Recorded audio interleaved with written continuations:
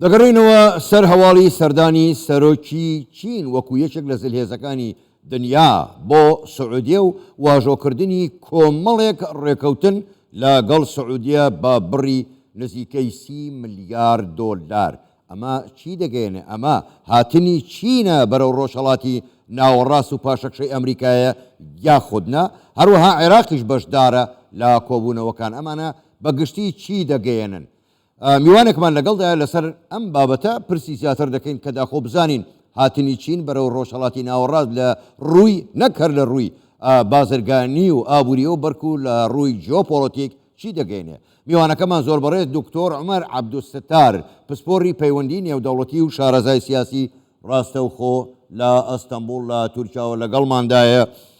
بەڕێز دکتۆر عومەر شەوتان باش، گەلێک سوپاس بۆ بەشداریکردنتان لەگەڵمان لەم گەشتەی هەواڵەکانی کوردستان 24. زۆر باشە بۆ خۆداگاداری سەردانی سەرۆکی چین بۆ سعودیە واژۆکردنی کۆمەڵێک ڕێکەوتن بە قەبارەی 30 ملیارد دۆلار. ئەمە حاڵەتێکی ئاسایی نییە. پێت وایە هاتنی چین بۆ سعودیە و لەوێوە بۆ ڕۆژهەڵاتی ناوەڕاست پاشەکشەی ئەمریکا و ئەوروپایە لە ناوچەکە؟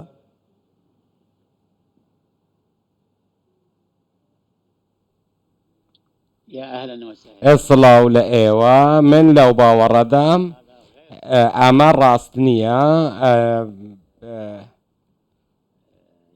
ئەواتە دەستبەردار بوون لە ئەمریکا لە ڕۆژهەڵاتی ناوەڕاست نابێ.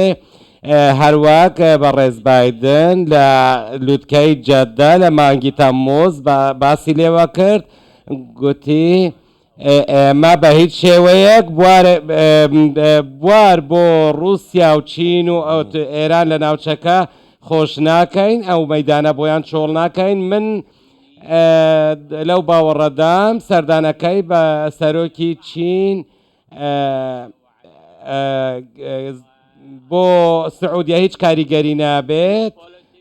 لە ڕووی جیۆپۆلەتیکیەوە من دەزانم کە ململانەیەک هەیە لە نێوان لەگەڵ ئەمریکاش هەیە، لەوانەیە لە دوجار ئەم شتانەش ئەو ناکۆکیانەی کە هەن لەوانەیە بە جەنگ کۆتایی بێت، وەک چۆنمان بینی کە لە نێوان لە ململانەکانی نێوان رووسیا و ئۆکرانیا بە دوجار رووسیا پەنای بردە بەر جەنگ. سەردانەکەی چین دوای ئەو جەنگە لەگەڵ رووسیا هات بۆ زۆر باشە. هەروها باڵانسی نێودەوڵەتی ئێستا خەریکە دووبەر هاوسەنگی خۆی بەدەست بهێنێتەوە دوای جەنگی نێوان ئوکرانیا و رووسیا. تا زۆر باشە. بڕێز دکتۆر عومەر، ئێوە ئاماژەتان بە رووسیاش کرد. ئەگەر تەماشاکەین رووسیا و چین دوو هاوپەیمانی نزیکن لە یەک هەردوو لاش دژی ئەمریکان، لەم نێوەندەشدا ئێرانیشمان هەیە. رووسیا ئێستا بەرەو ڕۆژهەڵاتی ناوەڕاست و ئەفریقا دێ، چین بەرەو ڕۆژهەڵاتی ناوەڕاست دێ. دەمەوێت بە دیاریکراوی بزانم ئەم دوو زلهێزە بە تەواوی ڕۆژهەڵاتی ناوەڕاست پڕ دەکەنەوە؟ ئایا ئەمریکا چ دەکات؟ ئەگەر بەمە ڕازی نابێت دەتوانێت چ کارێک بکات لە ڕۆژهەڵاتی ناوەڕاست؟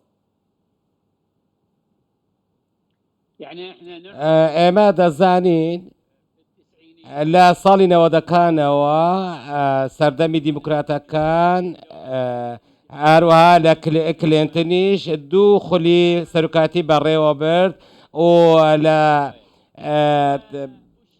شکست پێهێنانی سۆڤێتیش سەرکەوتوو بوو. دەبینین لە ماوەی 20 ساڵی ڕابردوودا لە سەدەی 21 دەبینین کە هاوپەیمانیەتێکی بەهێز لە نێوان ئێران و چیندا هەبووە. ئەمە لە کاتێکداوانیشان دەدەن کە ئەوان لە ئەنجامی شکستی ئەمریکا بەو شێوەیە هاوپەیمانەتی ئەوان بەو شێوەیە هاتوۆتە ئارەوە. بەڵام وەک دەشبینین ئەمریکا بەهێزترین لە ماوەی ئەو 20 ساڵەشدا ئەمریکا هەر بەهێزی ماوەتەوە ئەمە بۆ چوونێکی هەڵەیە بۆیە ئەمڕۆ محواری چینی ئێرانی و سین رووسیا و ئێران و سین سەرکەوتون نییە چونکە هیچ کاتێک چین لەگەڵ جەنگی ئۆکرانیا و رووسیادا نەبووە ئەمە گەورەترین کێشەیە کە لە داهاتوودا ڕوبەڕووی ئێران و چینیش دەبێتەوە بۆیە هاوسەنگی نێودەوڵەتی لەو قۆناغەدا دوای ساڵی 2022 دەبینین کە کاروبارەکان چ گۆڕانکاریەک بەسەردا دێت و من لەو باوەڕەدام کە ئەو هاوپەیمانیایی لە نێوان رووسیا و چین و ئێراندا هەیە هەڵدەوەشێتەوە بەتایبەت دوای ئەم سەردانەی سەرۆکی چین بۆ ڕۆژهەڵاتی ناوەڕاست و بۆ وڵاتی سعودیا زۆر باشە دکتۆر عومەر هەم بۆ خۆت ئاگاداری سەرۆک وەزیرانی عێراق بەشدارە لەو کۆبوونەوانەی لە ڕیاض دەکرێت لە نێوان چین و سعودیە و عێراقیش وا بڕیارە کۆمەڵێک ڕێککەوتن واژۆ بکات پرسیارەکەی من بە دیاریکراوی ئەمەیە بۆ خۆت دەزانی عێراق ئاسمانی زەوی بەدەست ئەمریکا و ئێرانەوەیە ئایا ئەمە پاشەکشەی ئەمریکا نییە لە عێراق و چوونی عێراق بەرەو محوەری چین و ئێران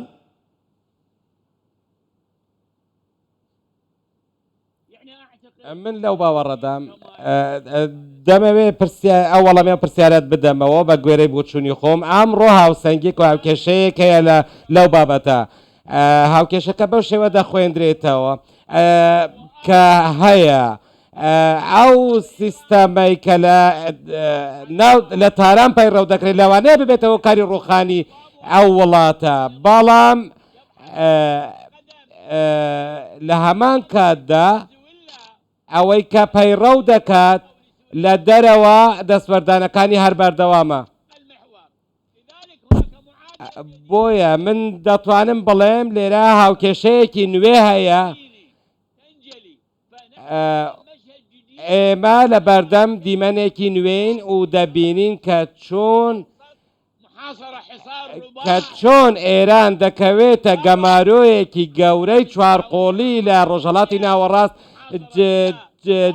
چ لە ڕۆی هاوکاریکردنی و هاوپەیمانەتیکردنی لەگەڵ رووسیا هەروەها دەسوەردان لە پشێویەکانی ناوچەکە هەروەها ئەو بەرهەڵسکاریەی کە لە ناوخۆی وڵاتەکە سەری هەڵداوە بەڵام عێراق و سووریا و لبنان لە هەموو ئەو کاتە لە هەر حاڵەتێکدا بۆ چوونێک ئەو گفتگۆی تایبەتی خۆی لەسەر دەبێت بەڕێز دکتۆر عومەر دوا پرسیارە گەر بە کورتیش وەڵام دێتەوە من سوپاسە دەکەم کاتم زۆر کەم ماوە بەڵام بابینە سەر مەسلەی وزە بە دیاریکراوی نەوت کاتێک ئەمریکا داوای لە سعودی و ئیمارات کرد پلەی هەناردەکردنی نەوت زیاد بکەن ئەوان ڕەفزیان کرد ئێستاش چین هاتووە و ئەوروپاش لە بەردەم زستانێکی سەختدایە ئەمە بەواتای ئەوە نایێت کە بڵێ ئێمە بە جۆی ئەمریکا ناکەین و بەرژەوەندی خۆمان لەگەڵ چین بێ ئەوە دەپارێزین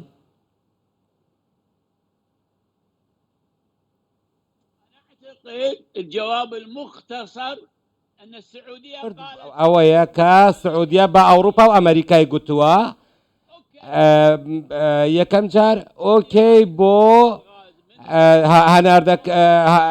هاوردەکردنی نەفت و غاز لە رووسیا هەروەها نەفت و غاز لە ئێرانیش ببن بەڵام نابێت هیچ هەماهەنگێک لە نێوان سیستەمی وزە لە نێوان ئەمریکا و ئەمریکادا هەبێت ئێران و ئەمریکادا هەبێت